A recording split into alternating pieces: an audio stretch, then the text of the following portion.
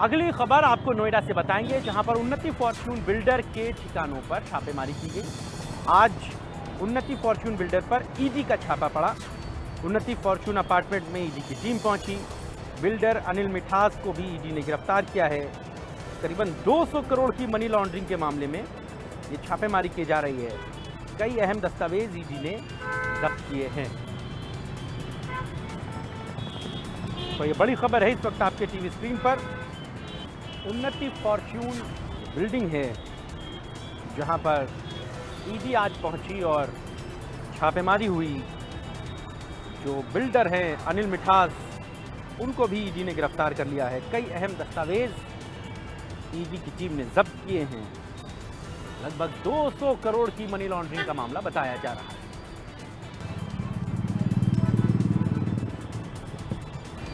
तो नोएडा से ये बड़ी खबर आपको बता रहे हैं। उन्नति फॉर्च्यून बिल्डर के ठिकानों पर छापेमारी मारी गई है। नोएडा से ये बड़ी खबर हम आपको बता रहे हैं, जहां पर उन्नति बिल्डर्स के अपार्टमेंट पर आज ईडी की टीम ने छापे मारे हैं और बताया जा रहा है कि करीबन 200 करोड़ की मनी लॉन्ड्रिंग का पूरा मामला इससे जुड़ा हुआ है। जो बिल्डर हैं अनिल मिठास, उनको भी ईडी ने गिरफ्तार कर लिया है। फिलहाल तमाम दस्तावेज जब्त कर लिए गए हैं, जांच पड़ताल की जा रही है। महेंद्र हमारे सहयोगी एक बार फिर जुड़ चुके हैं। महेंद्र, आज ईडी की छापेमारी किस तरह देखी जाए? क्या कुछ दस्तावेज जब्त हुए? क्या कुछ पूरा मामला था? लगातार देख रहे कि किस तरीके से जो उन्नति बिल्डर के डायरेक्टर थे अनिल अनिल मिठास, उन्होंने जो लोगों का पैसा था 500 करोड़ रुपए था, जो कि 2200 फ्लैट में लगाने थे, वो कहीं और लगा दी। ऐसे में बार बार शिकायत मिल रही थी कि अनिल मिठास जो है मनी लॉन्ड्रिंग वाले केस में भी उनका नाम शामिल है। बताया जा रहा है कि तकरीबन 2200 फ्लैट थे, जो बाहर से उन्होंने पैसा दिया था 500 करोड़, उसमें से तकरीबन 200 करोड़ के आसपास उन्होंने वो पैसा बाहर भेजा, गलत तरीके से और इन्वेस्टमेंट के नाम पर।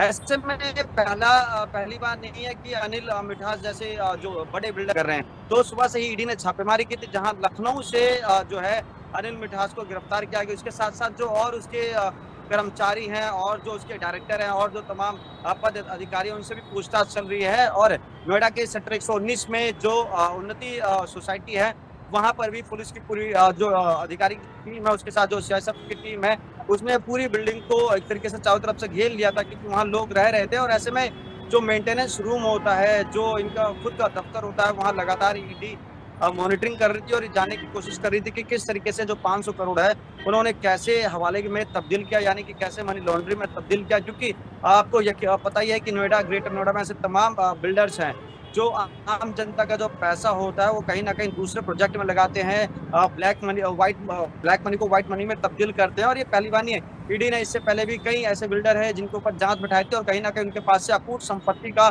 ब्यौरा मिला था। इससे पहले हमने देखा था किस तरीके से प्रो 20 बिल्डर था, उसके पास तकरीबन 30-40 करोड़ के आसपास का जो कैश था वो मिला था और बेशकीमती ज्वेलरी मिली थी। कैसे ये लोगों से पैसा लेते हैं एक प्रोजेक्ट के नाम पर, और फिर पहला प्रोजेक्ट पूरा नहीं होता, वो पैसा दूसरे प्रोजेक्ट में लगा देते हैं और दूसरे से फिर तीसरे, यानी कि जो पैसा होता है, कैश पैसा होता है, उसको चारों तरफ ये घुमाते रहते हैं ताकि जो पैसा है इन्वेस्टर का वो घूमता रहे और कहीं ना कहीं डायरेक्टली इन बिल्डर्स को, तमाम अधिकारियों को फायदा हो। और पहली दफा नहीं है, इससे पहले भी कई नोएडा, ग्रेटर नोएडा के कई जो नामचीन बिल्डर्स हैं वो इसी तरह की घोटालेबाजी करते हैं, इन्वेस्टर से पैसा ले लेते हैं प्रोजेक्ट के नाम पर, लोग लुभावने वादे के नाम पर कि हम आपको इस जगह पर जो मकान है खड़ा करके देंगे, इस तरह की आपको सुविधा देंगे। मगर जब बारी आती है रजिस्ट्री की, जब बारी आती है मकान लेने की, तो वहां पे एक हिट नहीं रखी रहती और ऐसे में जो बायर्स होता है अपने आप को ठगा हुआ महसूस करता है। तो कह सकते हैं ईडी की इस कार्रवाई में कहीं ना कहीं जो तमाम और बिल्डर होंगे, जो डकैत मैं कह सकता हूँ, जो डकैत बिल्डर्स होंगे, उनपे कहीं ना कहीं एक डर बैठेगा कि हमें आगे ऐसा नहीं करना कि जो भोली भाली जनता है उसका पैसा डका जाए या उनका पैसा किसी। चलिए, बहुत शुक्रिया इस पूरी बातचीत के लिए। आप नजर बना रखिए।